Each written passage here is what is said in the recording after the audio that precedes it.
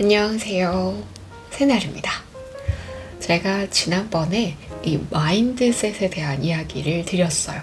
이 성장 마인드셋과 고정 마인드셋이 있다라고 이야기를 드리면서 이 성장 마인드셋을 가진 사람과 고정 마인드셋을 가진 사람은 이 세상을 바라보는 틀이 다르다.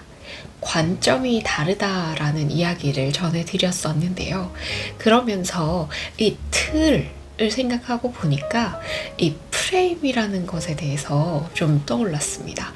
이 프레임이라는 책이 이 또 관점에 대한 책이라고 엄청나게 잘 알려져 있습니다. 그래서 이 프레임을 오늘은 읽어드리려고 해요. 많은 분들이 이 책을 읽고 조금 많이 생각이 바뀌었다, 관점이 바뀌었다 이렇게 설명을 하시는데요. 이 프레임이라는 단어는 심리학에서 등장을 하는 단어입니다. 이 틀이라고 생각하시면 되는데요. 이 책의 앞부분에서는 프레임에 대한 설명도 등장을 해요. 그래서 프레임은 역할이다. 프레임은 맥락이다. 프레임은 단어다. 질문이다. 은유다. 혹은 욕망이다, 고정관념이다 이렇게 해서 여러 가지 그 틀, 세상을 바라보는 그 관점에 대한 이야기를 하고 있는데요. 제가 오늘 소개시켜 드릴 부분은 이 프레임에 관련된 내용 중에서도 행복을 결정하는 것이라는 파트를 읽어 드리려고 합니다. 그래서 이 어떤 프레임을 가지고 세상을 바라보느냐에 따라 이 세상이 다르게 보인다는 것을 조금 이야기해 드리고 싶습니다. 프레임 69쪽부터 시작되는 이야기입니다. 어떤 프레임으로 세상을 접근하느냐에 따라 우리가 삶으로부터 얻어내는 결과물들이 달라진다. 프레임을 알아야 하는 이유가 바로 여기에 있다. 어느 날 세실과 모리스가 예배를 드리러 가는 중이었다. 모리스, 자네는 기도 중에 담배를 피워도 된다고 생각하나? 글쎄, 잘 모르겠는데 라삐께 한번 여쭤보는 게 어떻겠나? 세실이 라삐에게 가서 물었다. 선생님, 기도 중에 담배를 피워도 되나요? 정색을 하며 대답하기를, 형제여, 그건 절대 안 되네. 기도는 신과 나누는 엄숙한 대화인데 그럴 순 없지. 세실로부터 라삐의 답을 들은 모리스가 말했다. 그건 자네가 질문을 잘못했기 때문이야. 내가 가서 다시 여쭤보겠네. 이번에는 모리스가 라삐에게 물었다. 선생님, 담배를 피우는 중에는 기도를 하면 안 되나요? 얼굴에 온화한 미소를 지으며 형제여, 기도에는 때와 장소가 필요 없다네. 담배를 피우는 중에도 기도는 얼마든지 할 수 있지. 미국에서 널리 회자되는 유머 중 하나다. 위의 경우처럼 동일한 행동도 어떻게 프레임하느냐에 따라 우리가 삶에서 얻어내는 결과물이 결정적으로 달라진다. 지혜로운 사람이 되기 위해서 프레임을 알아야 하는 이유가 바로 여기에 있다. 이제 프레임이 우리의 삶의 결과물들을 어떻게 극적으로 바꾸어 놓을 수 있는지 살펴보도록 하자. 행복과 불행, 삶과 죽음, 성공과 실패, 심지어는 비만의 문제에 이르기까지 프레임이 놀라운 영향력을 행사하고 있음을 실감할 것이다. 행복을 결정하는 것. 행복은 무엇이 아니라 어떻게의 문제다. 행복은 대상이 아니라 재능이다. 헤르만 헤세. 환경미화원으로 일하는 아저씨가 있었다. 이른 새벽부터 악취와 먼지를 뒤집어 쓴 채 쓰레기통을 치우고 거리를 청소하는 일을 평생 해온 사람이었다. 누가 봐도 쉽지 않은 일인데다가 사람들에게 존경받는 직업도 아니고 그렇다고 월급이 많은 것도 아니다. 그런데 신기하게도 늘 표정이 밝았다. 하루는 그 점을 궁금하게 여기던 젊은이가 이유를 물었다. 힘들지 않으시냐고. 어떻게 그렇게 행복한 표정을 지을 수 있느냐고. 젊은이의 질문에 대한 환경미화원의 대답이 걸작이었다. 나는 지금 지구의 한 모퉁이를 청소하고 있다네. 이것이 바로 행복한 사람이 지닌 프레임이다. 이 환경미화원 아저씨는 자신의 일을 돈벌이나 거리 청소가 아니라 지구를 청소하는 일로 프레임하고 있었던 것이다. 지구를 청소하고 있다는 프레임은 단순히 돈벌이나 거리 청소의 프레임보다는 훨씬 상위 수준이고 의미 중심의 프레임이다. 행복한 사람은 바로 이런 의미 중심의 프레임으로 세상을 바라본다.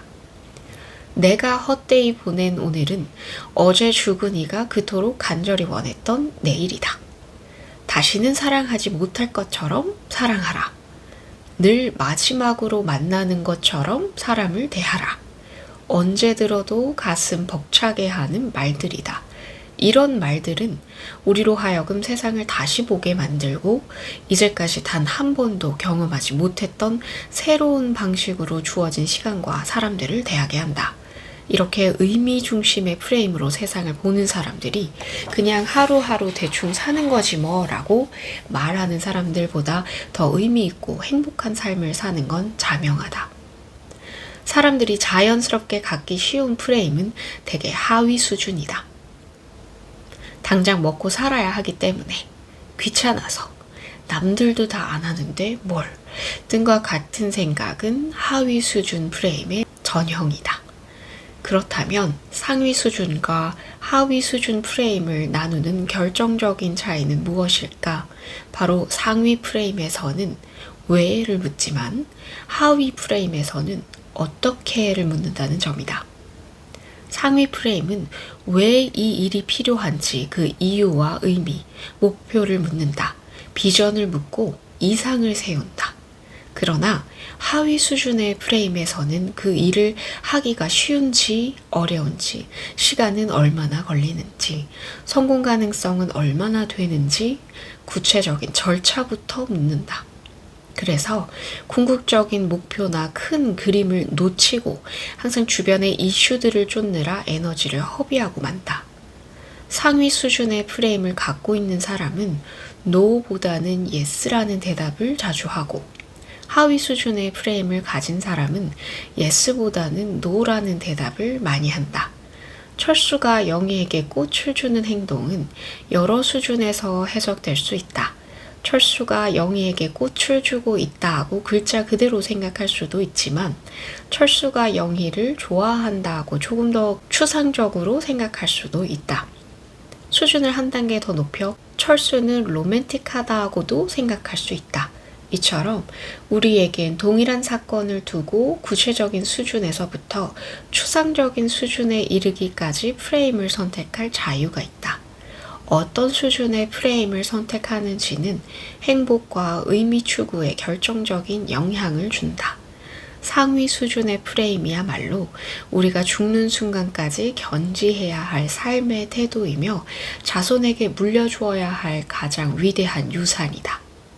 자녀들이 의미 중심의 프레임으로 세상을 보도록 한다면 거액의 재산을 남겨주지 않아도 험한 세상을 거뜬히 이기고도 남을 만큼 훌륭한 유산을 물려주는 것과 다름없다.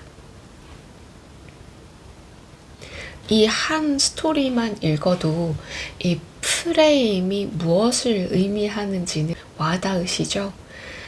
이처럼 어떠한 프레임을 가지고 세상을 바라보느냐에 따라 질문이 바뀌고 생각이 바뀌고 결과가 바뀌는 것입니다. 행복과 불행을 결정짓는 것은 우리가 세상을 어떻게 바라보느냐에 따라 우리의 마음에 따라 달려 있습니다. 그래서 스스로가 어떠한 프레임을 가지고 세상을 바라보고 있는지 한번 생각을 해보셨으면 좋겠어요. 그리고 이전에 소개시켜드렸던 그 고정 마인드셋과 성장 마인드셋이 정말 하나의 프레임이다 라는 것도 이해가 가시죠? 그래서 좀 앞으로 더 성장을 하기 위해서 성공을 하기 위해서는 상위 수준 프레임을 가지고 항상 왜를 질문할 수 있도록 비전을 바라보고 더 높은 것을 바라보고 그리고 큰 그림을 그릴 수 있도록 노력을 한번 해보셨으면 합니다. 사실 프레임은 좋다, 나쁘다 라고 결정을 지을 순 없습니다. 하지만 어떤 프레임으로 세상을 바라보느냐에 따라서 어떠한 관점에서 세상을 해석하느냐에 따라서 그만큼 볼 수 있는 것도 바뀌고 나의 행동도 바뀌고 나의 미래가 결정이 되는 것이니까요. 어떠한 프레임으로 세상을 바라볼지 한번 천천히 생각을 해보시면서 나에게 도움이 되는 프레임을 가지도록 효율성이 좋은 프레임을 가질 수 있도록 노력을 하셨으면 합니다. 이 프레임이라는 책에는 여러 가지 심리 테스트에 관련된 그런 내용들도 많이 등장을 해서 저는 좀 재밌게 읽었어요. 그리고 실제로 이 책을 읽고 나서 많이 관점이 바뀌었고 좀 세상을 바라보는 지혜가 늘어나서 인생이 바뀌었다라고 이야기하시는 분들도 많습니다. 그래서 이 책에 대해서 좀 더 자세하게 알아보고 싶으신 분들은 직접 읽으셔도 좋지만 또 한번 소개시켜 주세요 라고 댓글을 달아주시면 제가 또 언제든지 또 좋은 파트를 찾아서 소개시켜 드리도록 하겠습니다. 영상 끝까지 시청해 주셔서 감사합니다. 다음에 또 좋은 책으로 찾아뵙겠습니다. 감사합니다.